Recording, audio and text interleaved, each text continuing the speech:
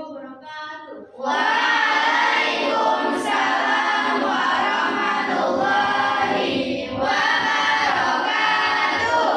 Silakan duduk. Apa kabar semuanya?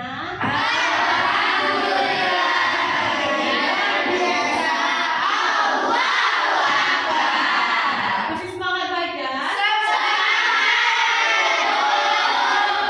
Udah sarapan? Tapi sebelum memulai pelajaran, alangkah baiknya kita berdoa terlebih dahulu. Berdoa dimulai.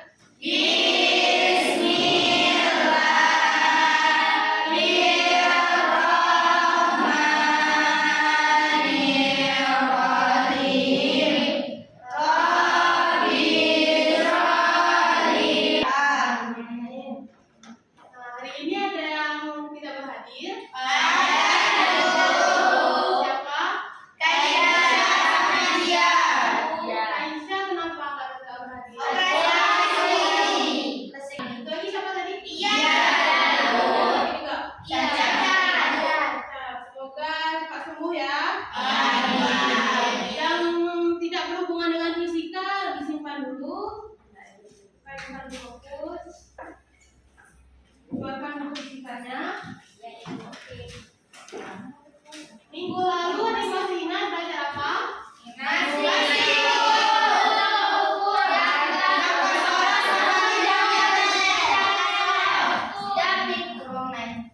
Apa lagi?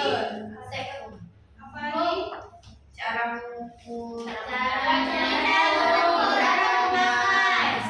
Cara mengajar kuis skala utama. skala Arrhenius.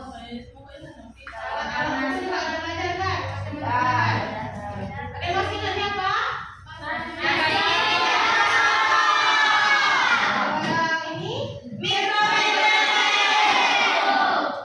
Nah, hari ini kita belajar cara menggunakan alat ukur jangka koron dan mikrometroskop. Sebelum itu, kalian harus tahu, pernah dengar nggak kalibrasi itu apa? Apa kalibrasi? Ya, pengenalan. Ya, jadi kalibrasi itu pengenalan alat ukur supaya kita bisa tahu alat ukur ini masih akurat untuk digunakan atau udah nggak layak digunakan lagi. Jadi kalian udah paham ya? Nah, tujuan pembelajaran kita hari ini, yang pertama, siswa mampu mendefinisikan besaran alat ukur dan cara mengukurnya. Yang kedua, siswa mampu menggunakan alat ukur, membaca skala dan menuliskan hasil pengukuran. Yang ketiga, siswa mampu menyajikan laporan tertulis dan mampu mempresentasikan hasil pengukuran. Ibu, ada satu video. Kita nonton sama-sama ya. Apa, Kak? Assalamualaikum warahmatullahi wabarakatuh. Kenalkan, namaku Yuka. Aku punya teman yang namanya Fadli. Besok pagi akan pembelajaran mengganti di sekolahku. Tapi hari ini mencari-cari kain yang akan digunakan untuk mengganti ternyata tidak ada. Aku ingin sekali. Kemudian aku menelpon temanku Fadli untuk memulakan kain besok pagi. Aku menghitung kain yang akan digunakan itu sepanjang 7 jengkal. Sehingga tadi aku minta membawa kain sepanjang 7 jengkal. Keesokan harinya, kami membeli kain yang terlihat lain. Tapi setelah menghitung panjangnya, ternyata panjangnya cuma ada 6 jengkal lebih sedikit. Ini rasanya maaf ke kaki, karena dengan kain sepanjang itu, aku tidak bisa membuat baju yang pas untuk ukuranku. Kemudian, kami menjelaskan bahwa kain yang dia bawa benar-benar telah diukurnya dengan teliti, yaitu 7 jengkal. Apakah kami benar-benar mengukur dengan tepat? Kok bisa panjang kain tidak sesuai dengan yang diinginkan Yuka ya? Kira-kira kenapa ya?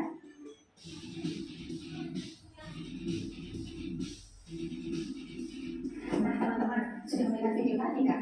Apakah kami dan Yuka sudah melakukan pengukuran? Apakah mereka sudah mengukur? Apa sih mengukur itu? Jadi yang namanya mengukur itu adalah membandingkan suatu besaran dengan besaran lain yang digunakan sebagai acuan. Jadi, baik Yuka maupun kami, dia sudah melakukan pengukuran atau mengukur yaitu mengukur panjangnya kain dengan jengkal. Artinya, dia sudah membandingkan panjang kain dengan panjang jengkal sebagai acuannya. Terus kenapa kok bisa berbeda antara ukuran yang dihitung oleh Yuka dan juga oleh kami? Betul sekali, karena mereka menggunakan jengkal. Ternyata jengkal si Yuka lebih besar daripada jengkal si kami, maka menghasilkan ukuran yang berbeda. Maka sebaiknya mereka menggunakan satuan standar yang bisa digunakan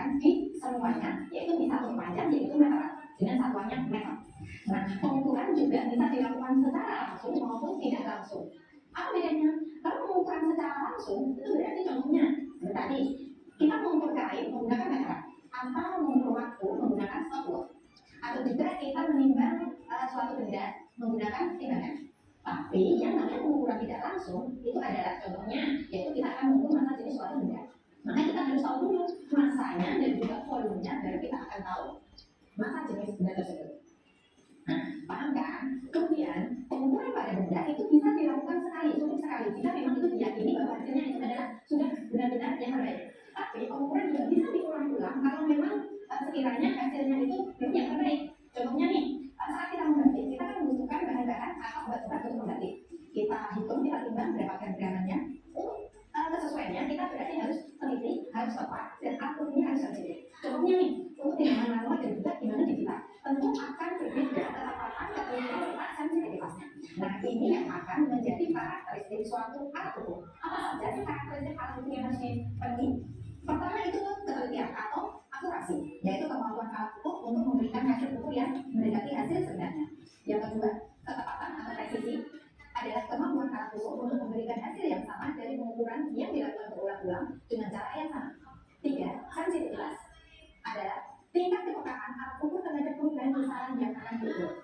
Yang terakhir adalah kesalahan atau error, adalah penyimpangan hasil ukur terhadap nilai yang sebenarnya.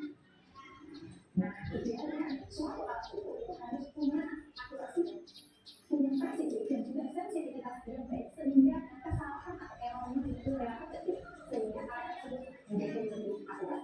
Nah, ini ada pertanyaan nih. Siapa yang bisa jawab? Ya, ya, ya. Apa yang dimaksud dengan pengukuran langsung? Jadi pengukuran langsung itu contohnya kayak mengukur meter, itu timbangan, mengukur waktu dengan sesuai yang langsung. Langsung dapat hasilnya. Nah, coba baca yang tidak langsung.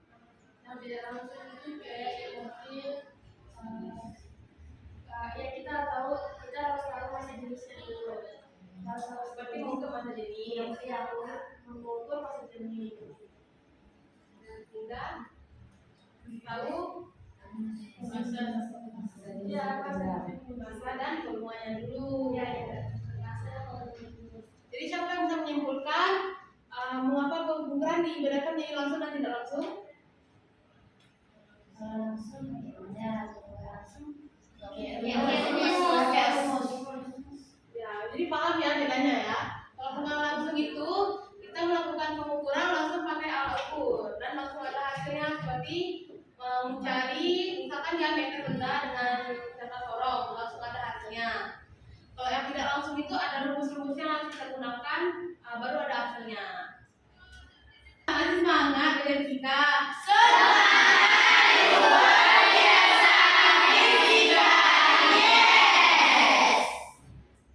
Kita lanjut membagi kelompok ya.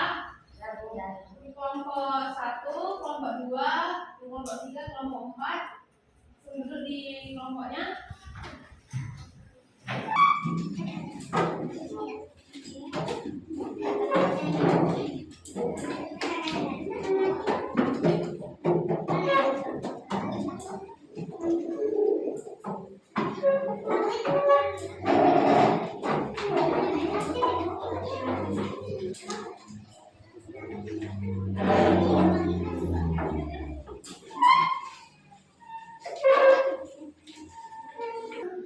Di LKPD itu ada langkah-langkahnya, bisa kalian baca sebelum kalian mengerjakan.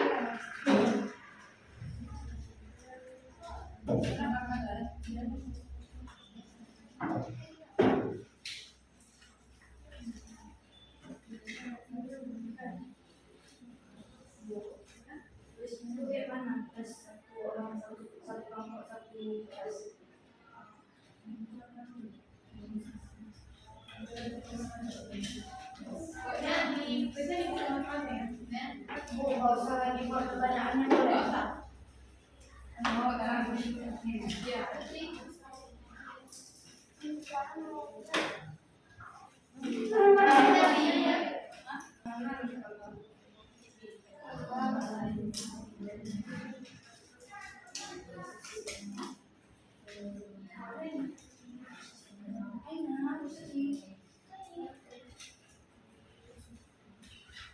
Ibu, Ya,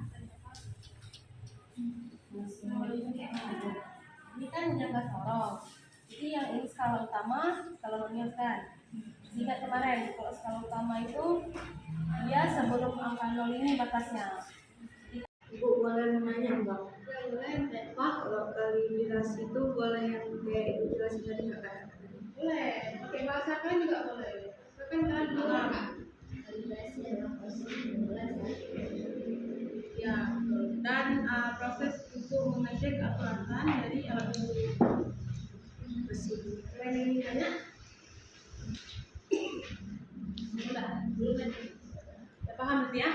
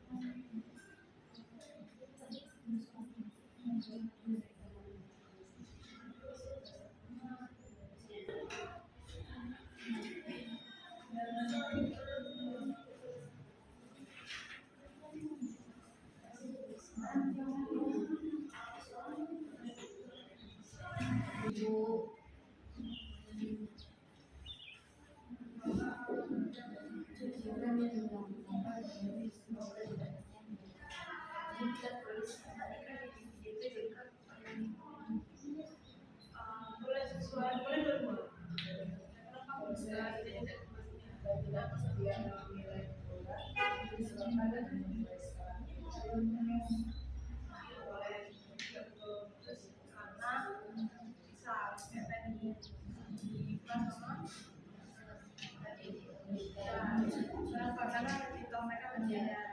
jadi bisa jadinya tuh antara 10 gram sama pada lain itu kesejajarnya beda sama makanya ini kan beda hasilnya juga sama aja pakai alatnya selain dari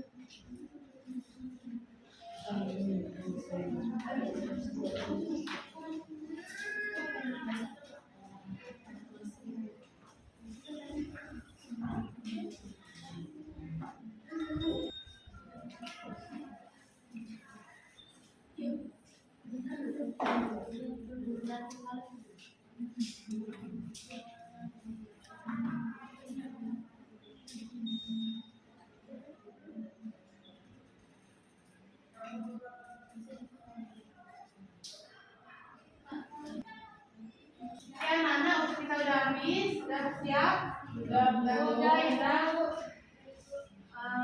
kelompok mana yang maju?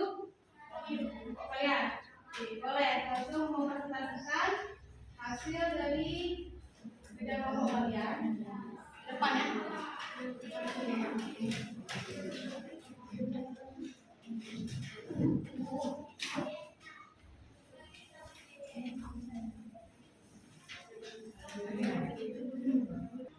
Baik, kepada kelompok 3 silakan. Assalamualaikum warahmatullahi wabarakatuh. Waalaikumsalam warahmatullahi wabarakatuh. Kami dari kelompok 3 ingin mempresentasikan hasil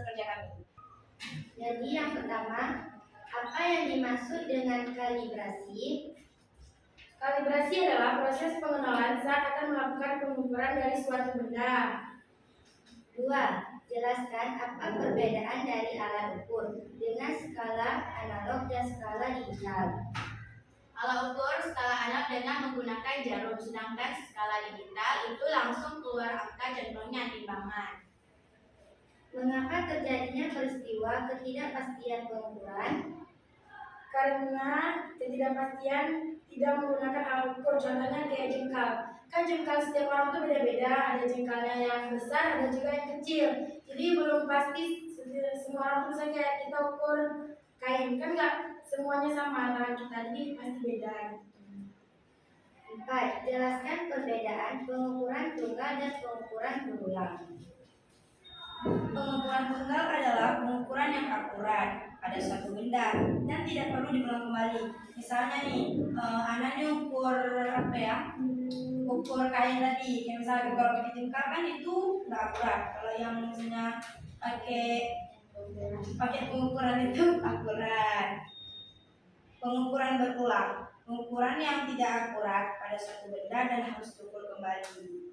Misalnya tuh kayak misalnya ukurannya tuh kayak ragu-ragu, misalnya belum pasti. Jadi kan kita harus lakukannya berulang kali biar sampai dapat yang pasti. Cara melakukan percobaan privat. 2. Setelah dibaca menggunakan jangka sorong. Hasil pengukuran seperti gambar berikut. Jangka sorong. Skala utama jangka sorong.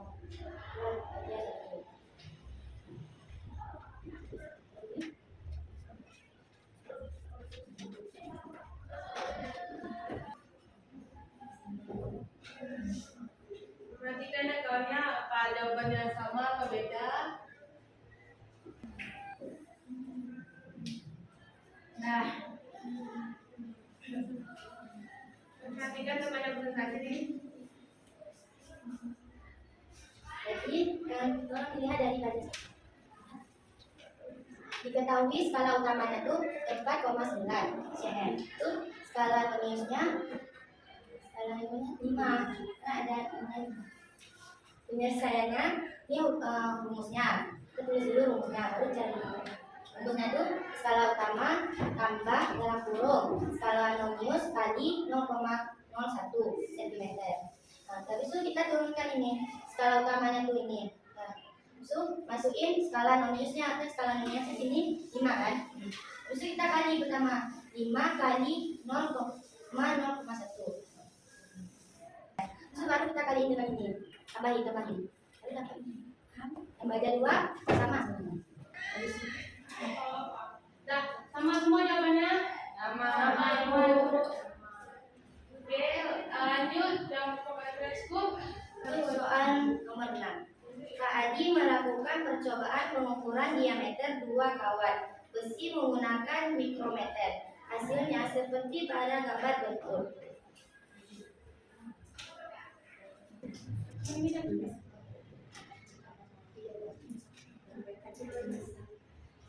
Nah, jadi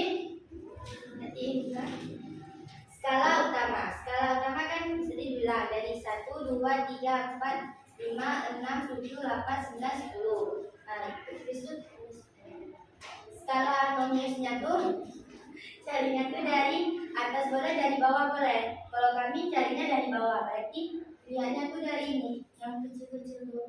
Lihat sampai sejajar. Nah, kan lihat berarti kan 1, 2, berarti 3, 2. Terus masuk rumusnya tuh skala utama sama kayak yang di atas. Skala utama 10, skala noniusnya 3, 2.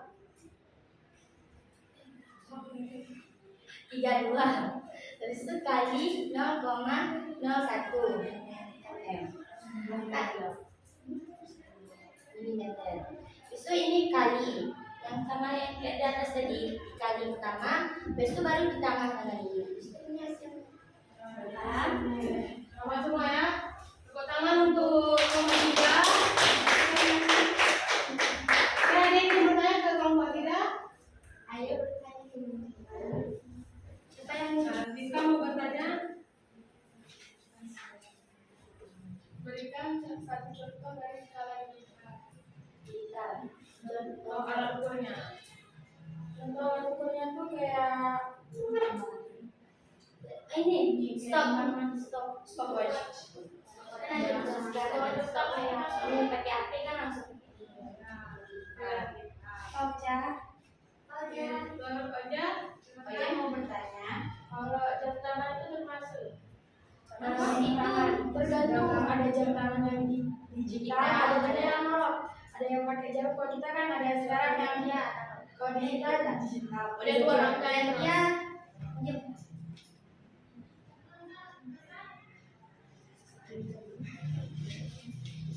jadi kalau ini namanya digital.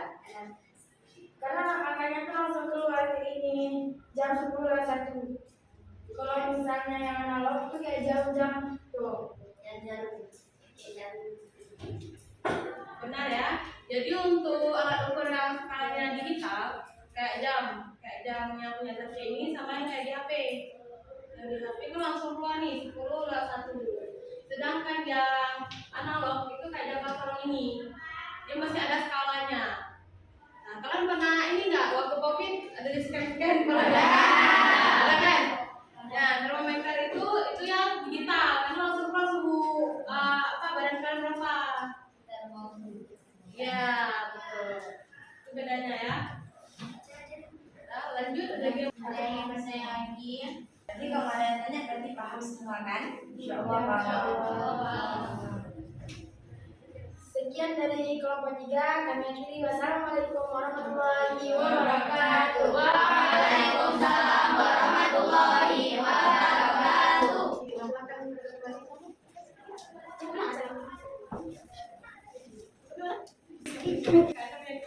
Nah, berarti kita semua udah paham ya mengenai pembelajaran hari ini. Nah, ada yang bisa kasih kesimpulan? Boleh? Saira? Jadi alat ukur itu adalah jadi dari kesimpulan yang kita belajar ini adalah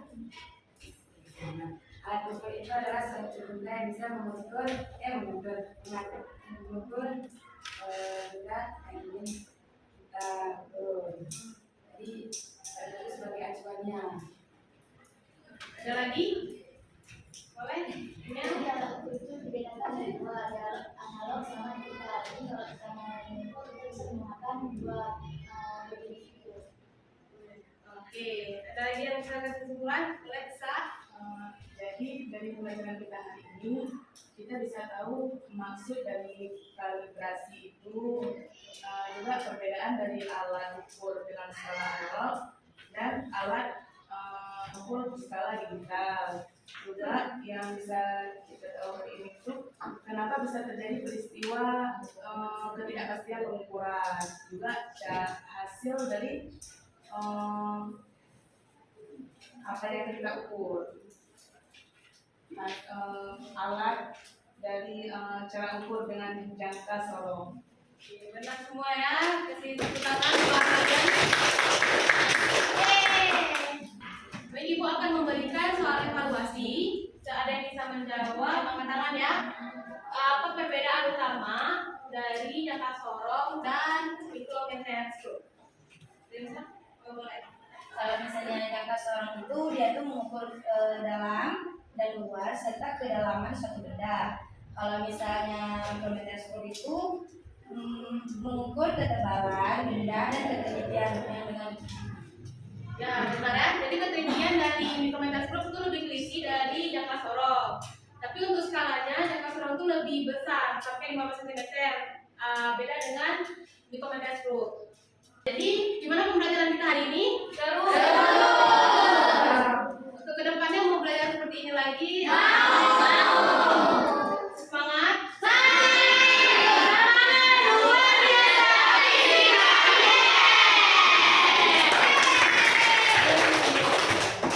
Baik, untuk pertemuan selanjutnya kita akan belajar tentang masih di jangka sorong mikrometer stroke, namun kalian akan mempraktikkannya sendiri dalam pengukuran. Nanti kita akan mengukur beberapa benda. Sebelum menutup pembelajaran, kita berdoa terlebih dahulu. Bismillahirrahmanirrahim.